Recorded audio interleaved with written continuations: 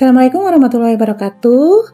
Perkenalkan, saya Dr. Kati Sriwiyati M.Biomed. Saya adalah dosen fisiologi dari Fakultas Kedokteran Universitas Swadaya Gunung Jati. Materi pembelajaran fisiologi terintegrasi dalam kurikulum Fakultas Kedokteran dalam bentuk blok, yaitu pada semester 1 dan semester 2. Salah satu materi pembelajaran dalam fisiologi yaitu adalah pembacaan EKG yang terintegrasi dalam kuliah besar, PBL, dan praktikum keterampilan klinis. Tujuannya adalah untuk melatih mahasiswa dalam melakukan pembacaan EKG. Berikut praktikum keterampilan klinis berupa pembacaan EKG.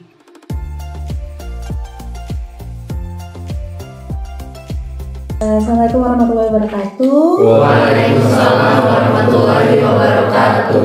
Selamat siang adik-adik semua. Siang, Dok. Ini perkenalkan, saya Dr. Kati Sriwiyati ya. Di sini saya akan memfasilitasi adik-adik semua buat praktikum keterampilan klinis ya. Untuk materi hari ini kita akan belajar kaitannya dengan EKG. Sebelumnya adik-adik sudah belajar kan, kuliahnya sudah ada ya Dek ya. Terus kemudian pemasangan EKG-nya juga sebelumnya sudah. Nah, hari ini kita akan belajar untuk cara membaca EKG-nya. Mungkin ini saya akan ada beberapa slide yang akan saya tampilkan dahulu ya. Nah, untuk nanti pembacaan EKG sendiri, kita mulai dari irama ya adik ya. Jadi nanti kita akan belajar kaitannya dengan irama yang ada di jantung, itu ada apa saja. Kemudian kita juga nanti mencoba menghitung dari heart rate ya. Nah, untuk menghitung heart rate-nya nanti ada jilid 2 gitu ya. Untuk aksis juga nanti kita akan menilai dari aksis yang nanti akan kita nilai di lead 1 sama lead APF ya. Selain itu juga nanti kita menilai dari lebar, tinggi, gelombang P, sama kita mengukur juga ya. Dari lebarnya berapa, tingginya berapa. Kemudian kita juga menginterpretasikannya. Selain itu juga ada interval PR. Nah, ini nanti juga pembacaannya sama di lead 2 ya Dek ya. Terus ada kompleks QRS, ada segmen ST, dan juga ada gelombang T. Nah, ini kemarin kalian sudah mencoba memasang ya di pasien simulasi adik-adik ya. Jadi kalian sudah belajar memasang untuk pemasangan EKG dari lead yang ada di tangan, yang ada di kaki, kemudian ada yang di sadapan dada. Nah, ini tampilannya sama ya, sama seperti kemarin ya, dari V1, V2 sampai V6 ya. Warnanya juga sudah kalian sudah pelajari. Nah, sekarang untuk membaca EKG kita harus tahu juga dulu melihat kertas EKG-nya. Nanti kan hasil setelah kita pasang itu nanti kita melihat kertas EKG ya. Kalian sudah punya tugas ya sebelumnya ya, sudah saya berikan tugas. Itu nanti di kertas EKG sebenarnya di bawah itu akan ada tulisan kecepatan dari EKG-nya. Jadi adik-adik tuh harus melihat dulu. Secara standar untuk kecepatan EKG itu adalah 25 mm per second. Gitu ya. Makanya kenapa nanti kita menghitung satu kotak kecil yang horizontal itu kita hitung 0,04 second atau detik. Gitu ya. Jadi kita harus benar-benar memastikan bahwa apakah EKG hasil dari rekaman kita itu dia kecepatannya 25 mm per second atau tidak gitu ya.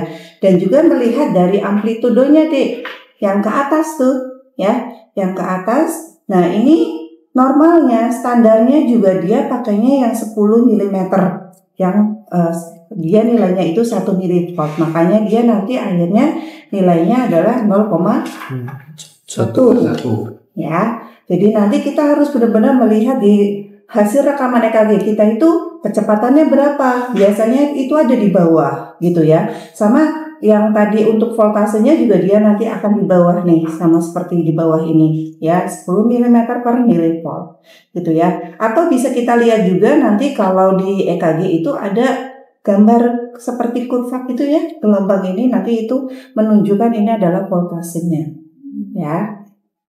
Nah, ini kalau seandainya kecepatannya 50 Nah, kalau tadi kecepatan standar, kalau ini kecepatan kalau seandainya kita ada kecepatan 50 mm per second. Nah, kapan ada seperti ini ya? Pada kondisi-kondisi kalau seandainya ada kelainan irama jantung.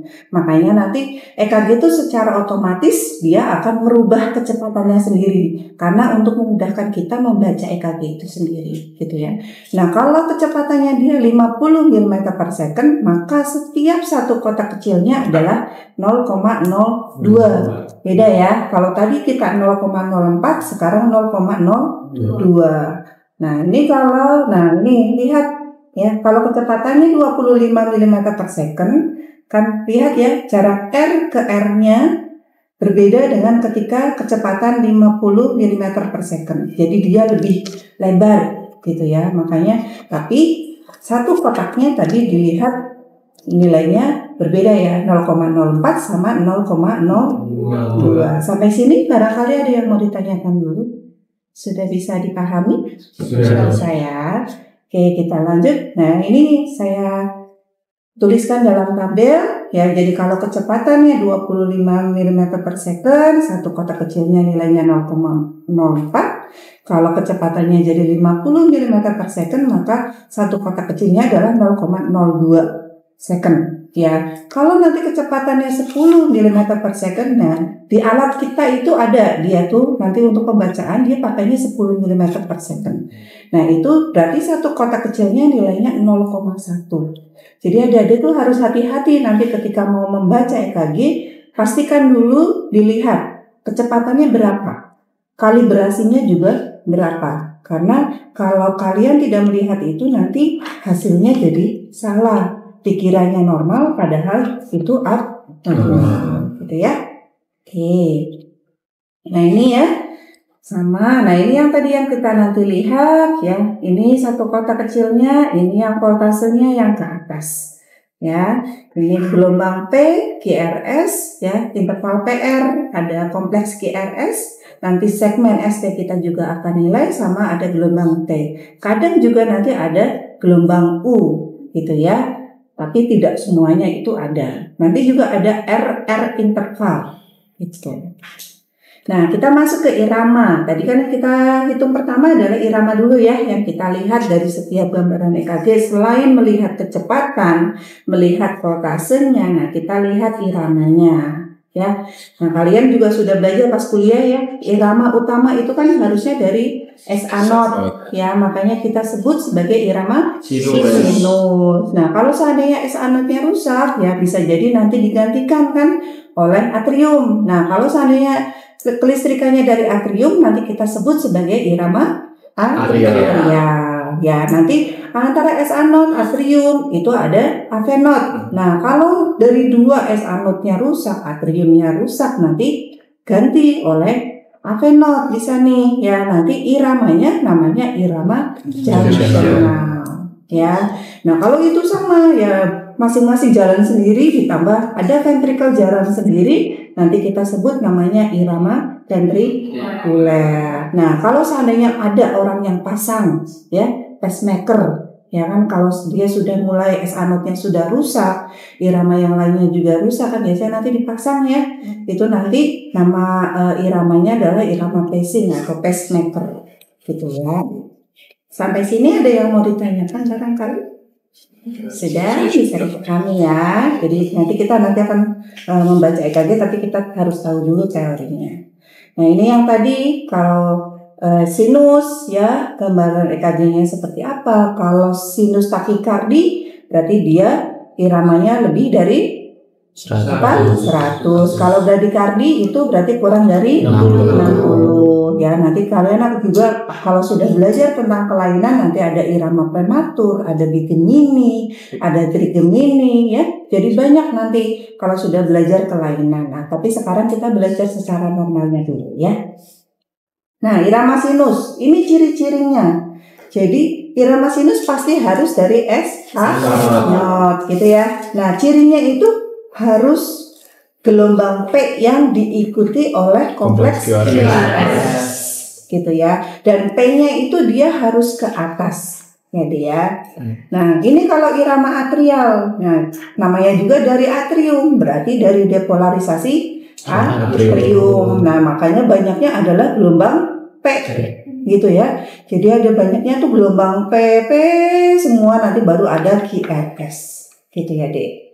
Nah, kalau ini adalah irama junctional tadi ya, yang dia asalnya dari apa? Avenus ya. Nah, ini mirip hampir sama kayak irama sinus, cuman P-nya itu dia ke bawah ya, inversi. Kalau irama sinus itu kan P-nya ke atas tadi. Jadi kalau junctional itu dia ada 3 jenis. Jadi ada gelombang P, tapi P-nya itu dia ke bawah. Ada P-nya di depan dari QRS, ada P-nya itu di tengah-tengah gitu ya dia. Di apa namanya ketutupan gitu ya sama QRS-nya, bisa dia ada di belakangnya dari QRS, makanya namanya gelombang P retrograd ya, atau gelombang P letak bawah gitu. Sampai sini ada yang mau ditanya barangkali? Sudah cukup? Oke. Nah, ini yang intraventrikular ya kan. Kalau ventricle kan depolarisasinya berarti dia membentuknya adalah kompleks QRS ya, makanya dia banyaknya adalah ya gelombangnya adalah gelombang QRS. Nah, khasnya kalau ventrikular itu QRS-nya tuh lebar gitu ya.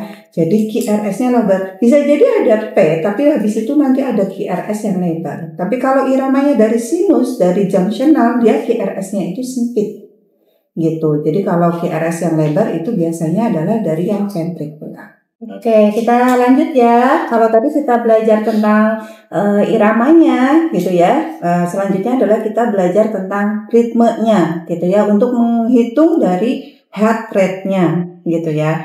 Nah, kita harus melihat nih reguler atau tidak dari EKG-nya. Kita bisa melihat dari interval R ke R ataupun dari P ke P. Ya, baru kita lihat nih jaraknya tuh sama nggak sih antara R ke R-nya atau dari P ke P-nya gitu ya Dek ya. Nah, ini cara menilainya ya. Kalau sudah tahu, kalian sudah melihat oh ini reguler nih gitu ya, maka kita pastikan gitu berapa nanti jadinya kotaknya untuk menghitung dari frekuensi jantung ya. Nah, ini ya, jadi kita bisa lihat nih kalau ini kecepatan, lihat ya, tadi saya sebutkan ada kecepatan ya. Jadi ini kalau dia heart rate-nya itu 300. Nah, ini satu kotak ya. Ini 2 kotak besar ini tapi ya. Kalau jadi ini adalah satu kotak besar itu kan ada 5 kotak kecil. Ya. Nah, habis itu nanti ada 2, kalau ada 3 gitu ya. Ini yang hafalan yang mudahnya. Kalau reguler tuh jadinya enak kita menghitungnya tuh.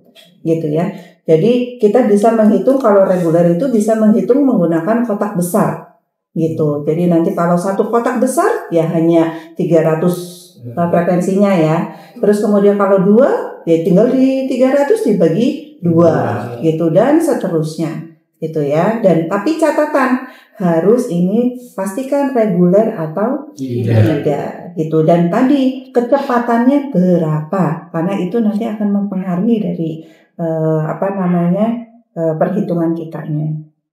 Nah, ini kalau pakai rumus yang kecil ya, kotak kecil. Kalau tadi kita menghitung pakai kotak besar gitu ya. Kalau sekarang kita kalau kotak kecil, maka tadi sebenarnya sama, tapi pembaginya kalau tadi 300, kalau ini 1.500 ya. Jadi tadi kan ini ada 5 kotak kecil, jadi 1.500 bagi 5 jadi 300 ya. Ini adalah frekuensinya.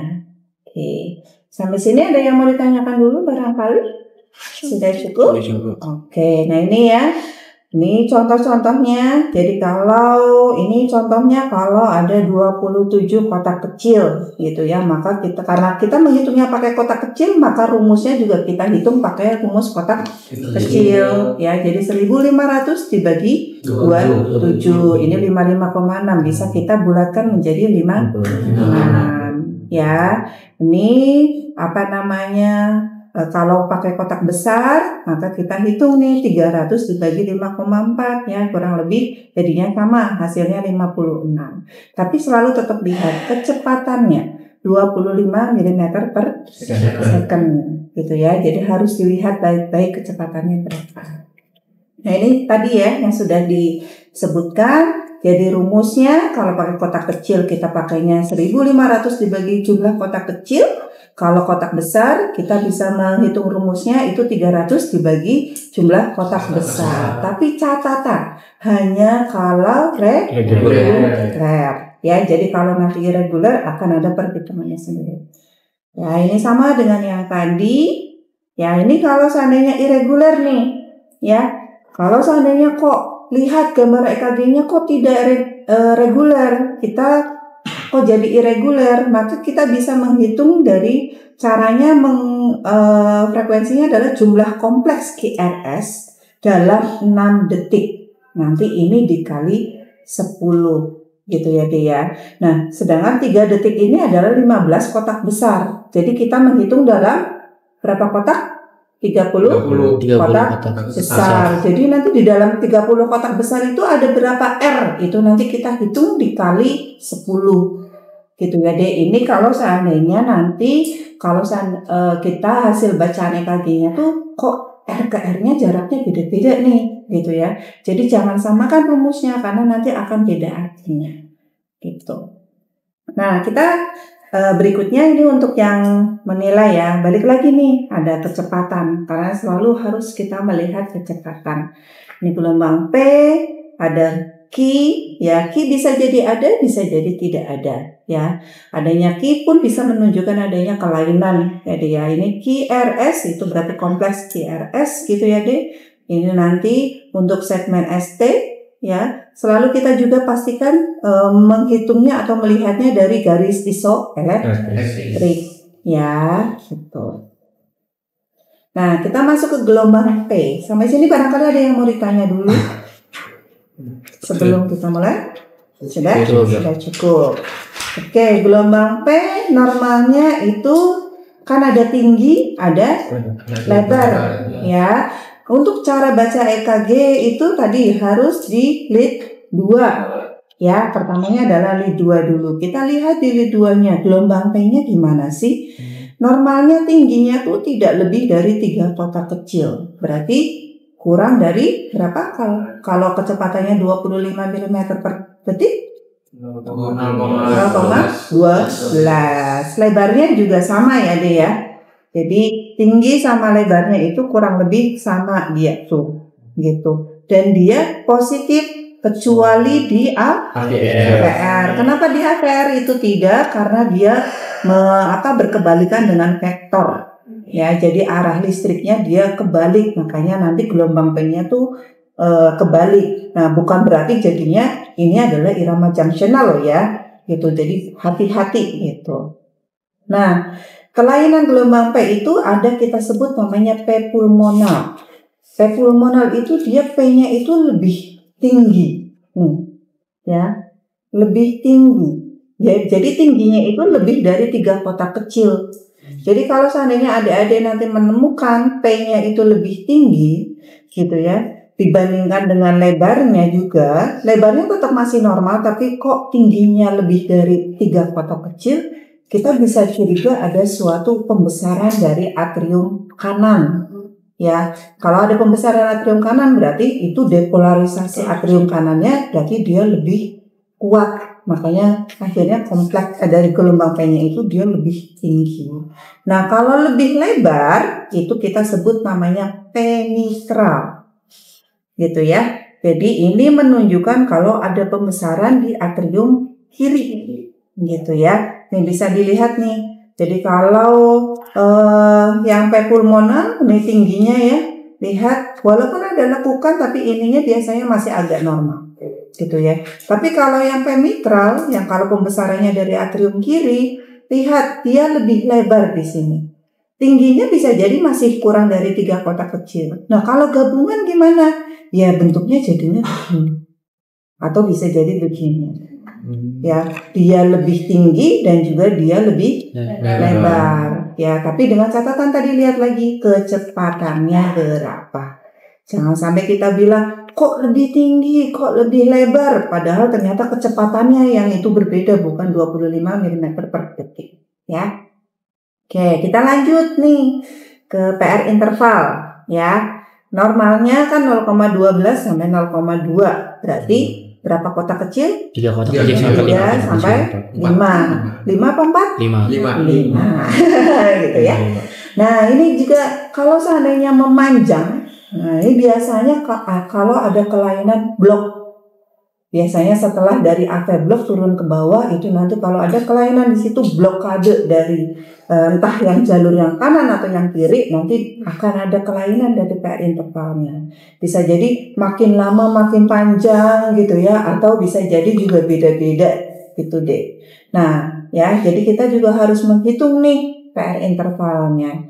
Kemudian ada gelombang Q ya, ini normalnya itu lebarnya kurang dari 0,04, jadi kecil banget gitu kan. Tapi kalau seandainya ada, nah itu bisa menunjukkan adanya kelainan. Salah satunya pada irama jantung ya, pada iskemik juga bisa gitu ya. Jadi ya kecil bisa ada, bisa nggak ada. Tapi intinya harus kurang dari 0,04 atau kurang dari 1 kotak kecil ya. Sampai sini barangkali ada yang mau ditanyakan dulu deh. Sudah cukup? Oke, kita lanjut ya. Nah ini kalau seandainya pada kondisi adanya kelainan gitu ya. Nah ini kalau panjang gelombang Q-nya itu lebih dari 1/3 dari gelombang R. Ya, jadi ini kita sebut, oh ini Q-nya tuh abnormal. Nah ini kita harus menghitung dibandingkan dengan gelombang R-nya dulu. Kalau dia lebih dari 1/3 berarti dia ada Q patologis namanya. Ya. Terus kemudian ada namanya QS pattern. Ini juga sama ya. Nah, kalau ada QS pattern itu dia tidak ada gelombang R deh. Ini kalian nanti ya kan karena belajarnya normal ya, sementara cukup tahu dulu ya. Nanti kita bertahap belajarnya. Kemudian adanya gelombang Q patologis yang tadi saya sebutkan biasanya disebabkan karenanya ada infark miokard ya.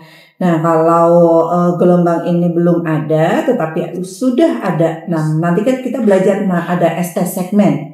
Nah kalau segmen ST-nya itu dia depresi ke bawah, nah ini juga salah satu tandanya adanya iskemik gitu ya. Jadi kita benar-benar harus melihat gelombang itu ya, selain dari P tadi, kemudian Q, nanti kita setelah ini ada QRS. Nah, tapi kalau ada Q atau nggak ada Q patologis, tapi kok ada ST depresi ataupun ST elevasi, itu kita bisa curiga suatu kelainan dari iskemik, gitu ya. Lanjut ya, kita tadi sudah semua yang gelombang-gelombangnya, kita lanjut ke aksis jantung ya deh ya.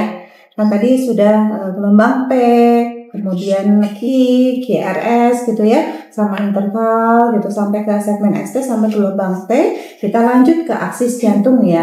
Nah, aksis ini tuh adalah sudut yang dibentuk oleh vektor listrik terhadap garis horizontal. Ini menunjukkan juga vektornya, arah kelistrikan dari jantung itu sendiri itu dia kemana? Harusnya kan dari SA0 turun ke bawah ya deh ya. Nah sekarang tuh jadi kita harus tahu nih kelistrikannya tuh dari mana. Dia jalannya tuh apakah muter-muter atau memang turun ke bawah sesuai dengan jalurnya. Nah untuk aksis ini ada aksis normal, nanti ada yang deviasi ke kiri, ada deviasi ke kanan, ada yang nanti ekstrim ya dia. Nah ini nanti kita melihatnya terutama adalah di lead 1 sama lead AVF sebenarnya ya. Nah ini ada video sebenarnya ya. Nanti gambarannya coba saya play atau bisa enggak. Nah ini bisa dilihat sambil lihat gambar EKG di sampingnya. Ketika aksisnya berubah, maka gelombang dari terutama kita lihat di lead 1 sama AVF-nya. Lihat gelombang QRS-nya ya, ada perbedaan dari mulai R sama S-nya.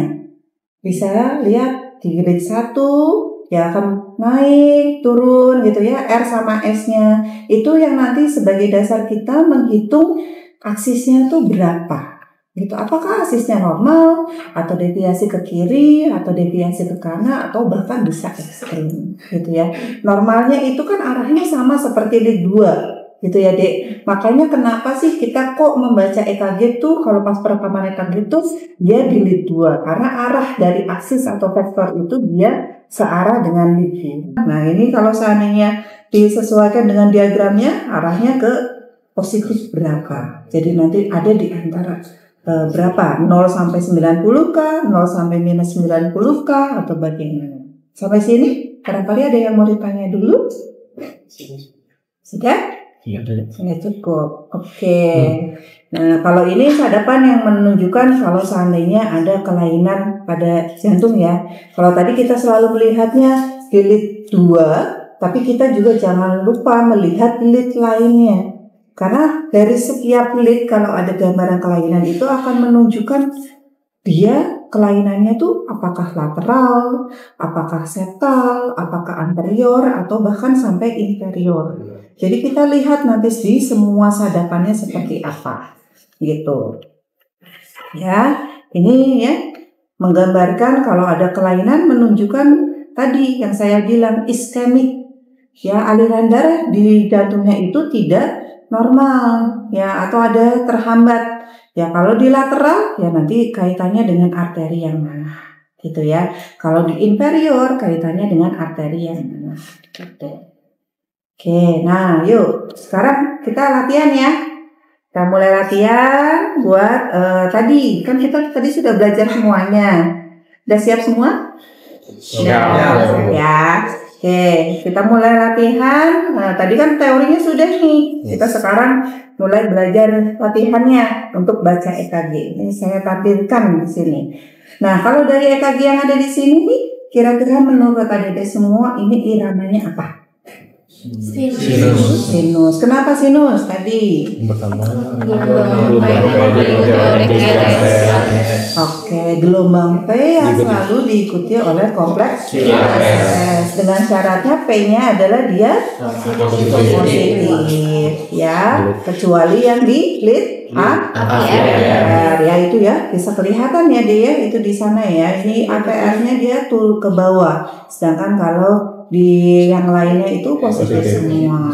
Oke, ya kita lanjut ya. Tadi iramanya kalian sudah menilai bahwa ini adalah irama sinus ya. Nah, sekarang heart rate-nya kira-kira ini berapa nih? Nah, ini termasuk yang tadi kan saya sebut ada normal sinus, ada sinus bradikardi, ada sinus takikardi. Nah, kira-kira ini masuknya ke yang mana? sinus. Oh ya. Karena ini jarak R ke R-nya itu ini ya jauh ya, kotaknya juga sangat banyak sekali. Nah ini jawabannya nih ya. Nah betul tadi ya, iramanya sinus, terus kemudian bradikardi. Ini kecepatannya dia 35 kali ya.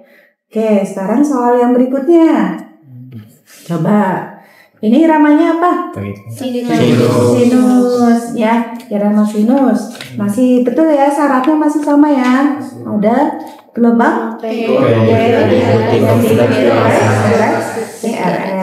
ya. Nah, sekarang frekuensinya nih. Kira-kira kalau melihat secara tampilannya, kira-kira berapa nih heart rate-nya atau frekuensinya? 2 ya, karena tadi berapa kotak kecil ini tuh?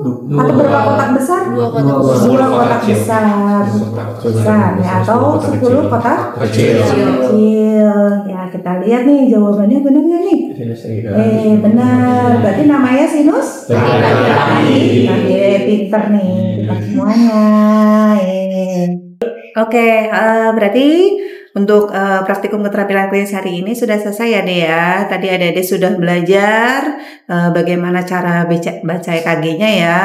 Jadi nanti ya harapannya sih setelah dari praktikum keterampilan klinis ini nanti bisa sebagai dasar untuk ataupun sebagai ya membantu adik-adik semua gitu ya Dea. Nanti pas ujian OSCI ya. Nanti kan pas OSCI itu kan ada pasang EKG sama baca EKG ya, harapannya nanti adik-adik semua bisa semuanya gitu ya. Baik, saya tutup ya untuk pertemuan hari ini. Terima kasih semuanya. Wassalamualaikum warahmatullahi wabarakatuh. Waalaikumsalam warahmatullahi wabarakatuh. Terima kasih.